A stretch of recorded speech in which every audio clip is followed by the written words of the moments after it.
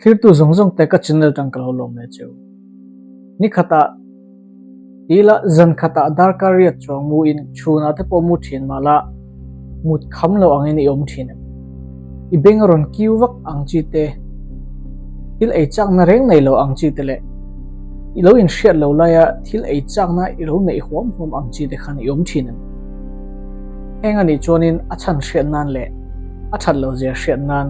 he video hi a top thlangin mi lo clear sak ton nia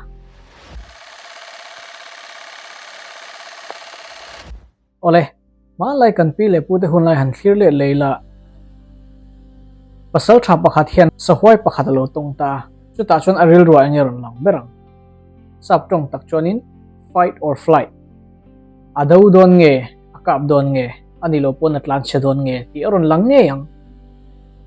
chu mi din hun tak chu all sam te in stress in kan ko the ni om zia chu kan khloka pressure pakhat khat til ti tur respond tur kan chan le na tur pressure pakhat khat aron om chonin stress kan nei tila all sam zong ani ang chumo amaro chu tunang hun lai a chuan khang ram noi bo rong vel kha kan nei to lo wangin kan ni tin nu na te kan khlok hian in factor dang dang adonga chu tang chonin stress kan nei thin ni stress hi enge definition anti donila mizo tong tak chonin ril rut tot kan ti theya amaro chu ril rut to lutuk inkar chau ni lovin kan thil to na zirtia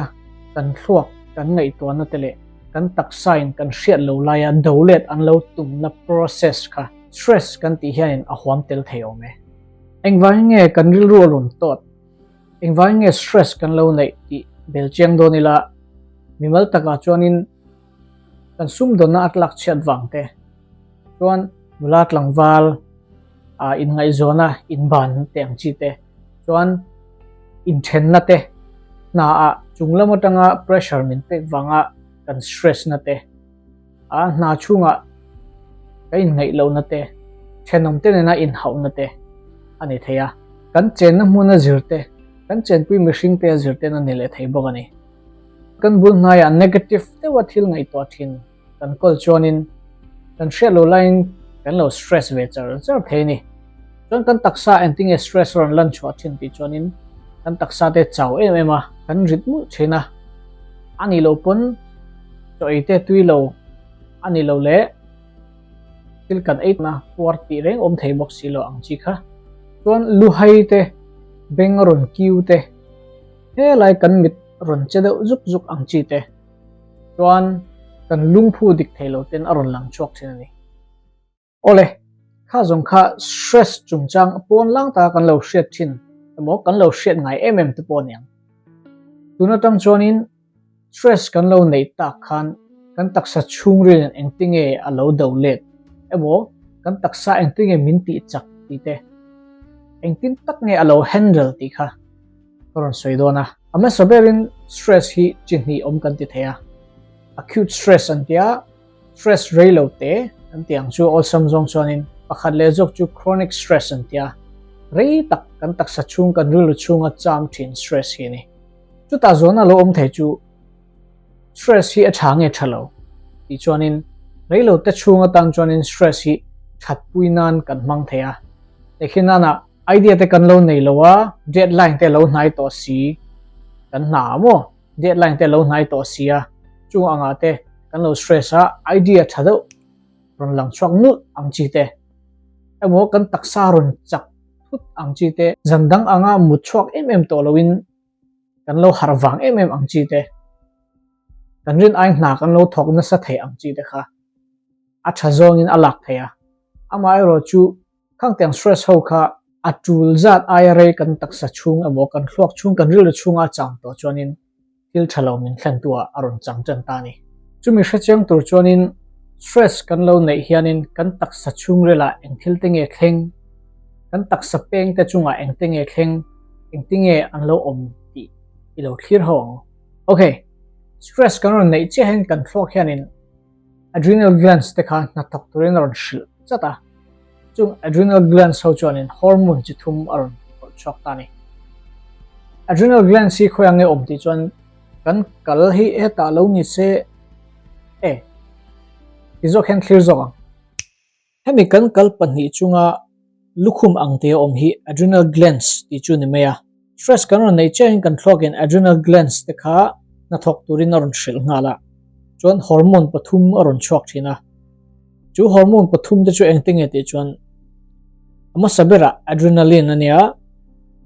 adrenaline hianin kan lungphu te aron tiranga chuanin chak thut na kan tiang chu physical energy min petua atangkai emani chuan norepinephrine ti hormone aron phor chhuak leya norepinephrine hormone ero chuanin thlok lama thok thunga kan thlok te min lo ti fi ma chuan alert system kan tiang chu engte min nei tira chuan thil kan hmu fia zual theina turin kan mit mu te kan hriat lo line aron ti zau thina ni chuan kan taksa hi ral beina tur in rawring taka position siam tu kan ti meng chu alert dawa omtir turin na thokani atop te bera chuanin cortisol hormone ania he hormone hi sugar omte aron phor chhuak veka chumi chu thil kan beina ne mo kan tlan chen na ne mo chakna min petu ni heti zong hen soila mei al nan tan chuanin fuel angai thina chu chu engting ati chuan thingte ani thina amai ro chu kan taksa hi aran theina chak taka kan tlan theinanin fuel ang sugar ho kha calorie burn theinan ron phor chhuak tu berani ole khang tiang khanin stress hi reilo te tan chuanin kan boina to te min chin fel tir na na kan taksa chungrin na respond thatak kan nei ania ama ero chu tulowa hun rei tak kan thwaka emo kan rilro emo acham reng chuanin til thala waron thleng tan ta ni om dan chu engine om mei tulowa vanun reng ang kan ni don ta ni stress kan lo nei re hianin kan taksa chungril taka hianin engting e thleng eng thil thleng te wangin kan taksa engting e alo tuar eng ho hi clear hoila ama sabera chuanin stress hormone ti hianin kan lungphu atiranga lungphu ti rangna na chuanin bp ron sanga bp sang chaw ni loin huna ron reitel tel khanin kan thisen jam chunga abanga thau be te siam thinani chuta tang chuanin thisen jam kha atipinga khwareya heart attack te stroke te min nei tir theni chuan stress kan lo nei re hianin kan khok chunga pumpui lam enkol tu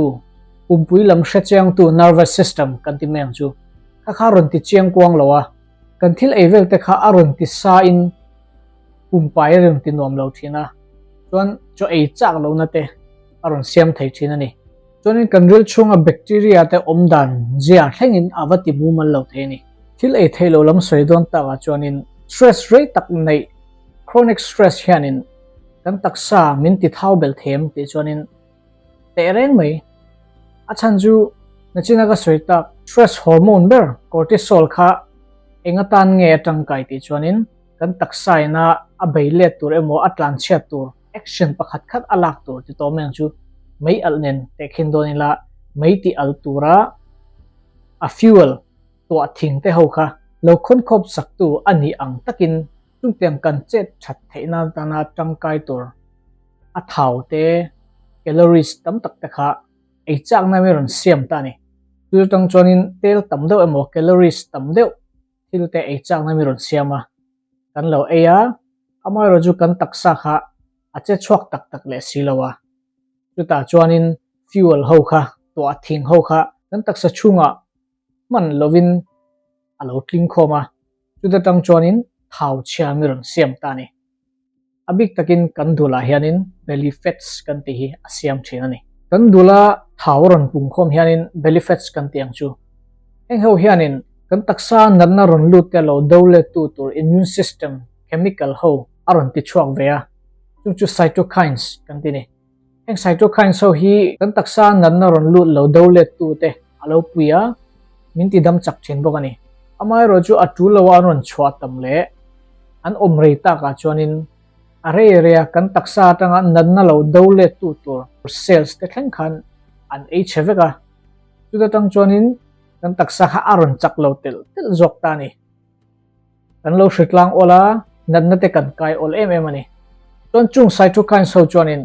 lung nanna te chuanin insulin resistant te thlengin an siam theya